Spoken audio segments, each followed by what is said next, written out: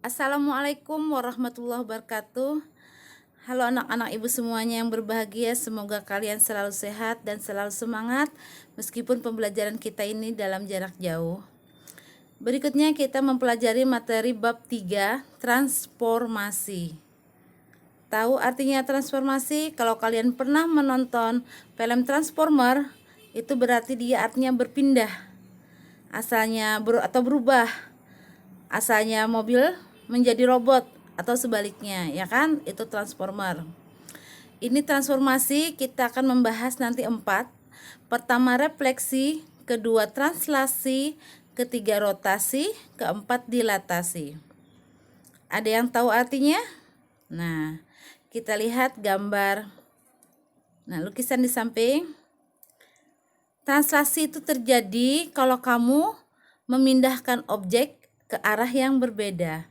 Misalnya, waktu kamu kecil kan pernah main mobil-mobilan geser. Nah, itu artinya translasi. Yang kedua, refleksi. Refleksi kamu pernah bercermin? Ibu yakin semua kalian pernah bercermin. Nah, cermin itu ada pantulannya kan? Nah, pantulannya itu adalah refleksi dari pantulan kamu, ya kan? Nah, itu. Kemudian ada lagi yang namanya rotasi. Rotasi itu sering kita jumpai pada jam yang berputar, itu rotasi. Ada juga dilatasi. Dilatasi itu seperti diperbesar dan diperkecil.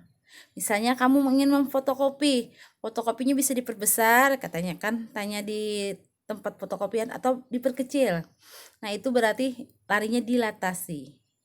Kompetensi dasar yang kita pelajari adalah menjelaskan transformasi geometri yang dihubungkan dengan masalah kontekstual. Kemudian, menyelesaikan masalah kontekstual yang berkaitan dengan transformasi geometri. Peta konsepnya bisa kamu lihat sendiri. Kalau refleksi itu mencerminkan, ada gambarnya. Nah, dilatasi itu memperbesar atau mengecilkan ya. Nah, itu. Translasi itu menggeser dan rotasi itu memutar. Ini peta konsepnya. Dan ini adalah Ibnu Al-Haytham, adalah salah satu saintis besar yang hidup antara tahun 965 sampai 1038 Masehi. Nah, itu adalah beliau ini adalah penemunya transformasi. Beliau adalah orang Irak, Bashran. Nah, nama lengkap beliau adalah Abu Ali Al-Hasan Ibnu Al-Hasan Ibnu Al-Haytham. Nah, ya, artinya orang Islam nih. Jadi kalian juga bisa, insya Allah, tinggal berusaha saja lagi, terus belajar. Yang terpenting dari Ibnu Al-Haytham ini adalah hikmah yang bisa diambil dari beliau. Itu pertama, kita harus terus berusaha untuk mencapai keberhasilan. Yang kedua, kita harus mau dan mampu melakukan pembuktian tentang fenomena alam sekitar yang merupakan bukti kekuasaan Allah melalui keilmuan yang diketahui manusia. Sekarang kita mulai pembelajaran tentang refleksi atau pencerminan. Lihat kegiatan 1. Gambar 3.1 kamu lihat, di sana ada pencerminan bangunan pada air. Kebetulan bangunannya itu berdekatan dengan air dan air itu bisa menjadi pencerminan, ya. Ada pantulannya. Ketika melihat foto bangunan di samping, maka kamu akan melihat bayangan dan bangunan tersebut pada permukaan air, ya kan? Perhatikan bahwa setiap titik dari bangunan asli di atas air memiliki titik yang bersesuaian dengan bayangannya pada air. Jarak dari semua titik pada bangunan asli ke permukaan air juga sama besarnya dengan jarak dari bayangan titik bangunan tersebut pada air. Dan ini dikenal dengan refleksi atau pencerminan. Contoh berikutnya, misalnya kamu bercermin, nah seperti ini. Ya. Pada saat kamu mendekati cermin, tampak bayanganmu juga akan mendekati cermin. Ketika kamu bergerak menjauhi cermin, bayanganmu juga akan menjauhi cermin. Jadi ada 3 sifat bayangan yang dibentuk oleh pencerminan, diantaranya sebagai berikut. Pertama, bayangan suatu bangun yang dicerminkan memiliki bentuk dan ukuran yang sama dengan bangun aslinya. Kedua, jarak bayangan ke cermin sama dengan jarak benda aslinya ke cermin. Ketiga, bayangan bangun pada cermin itu saling berhadapan dengan bangun aslinya. Jadi yang pertama tadi kamu harus ingat, bentuknya pasti sama. Misalnya kamu bercermin, apakah bentuknya di bayangan itu berubah jadi kucing? Gak mungkin kan, pasti bentuk kamu juga. Yang kedua, jarak kalau kamu di cermin itu besar, gak mungkin dia di cermin itu kecil, ya kan? Yang ketiga, berhadapan. Kalau kamu bercermin, mungkinkah di cermin itu terlihat hanya rambut kamu, padahal kamu bercermin wajah kamu? Nah, tidak mungkin kan, pasti berhadapan. Kalau kelihatan rambut, bisa-bisa tuh cermin kamu pecahkan atau kamunya yang lari, ya kan? Nah tuh. Sekarang ini adalah contoh bangun datar jajar genjang.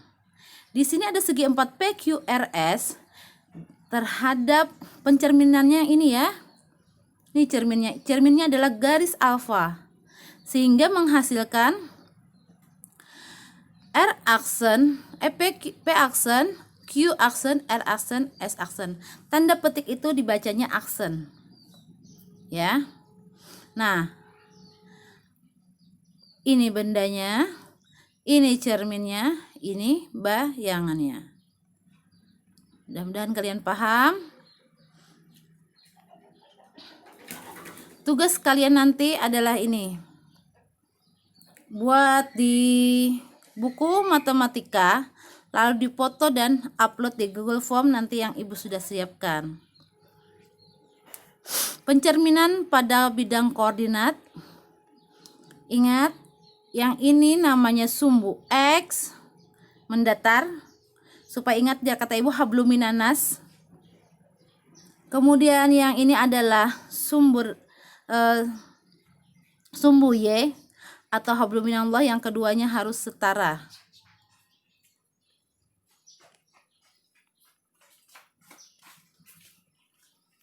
Ini kalian baca dan kalian lihat. Silahkan diisi-isi sambil dipelajari isi ini. Kira-kira bayangannya di mana? Ya. Ini juga diisi. Tapi jangan dicoret di buku paketnya, cukup di buku pelajaran kamu sendiri. Ini juga ditulis di buku kamu. Mudah-mudahan ada kesempatan nanti kita bisa, kamu berada di sekolah, Ibu mau lihat catatannya ya. Ini materi esensinya.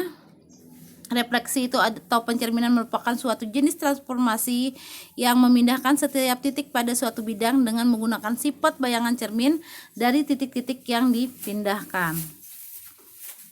Ini juga kamu catat di buku catatan kamu. Ya. Nah, ini adalah contoh pencerminan terhadap sumbu X. Ini gambar aslinya.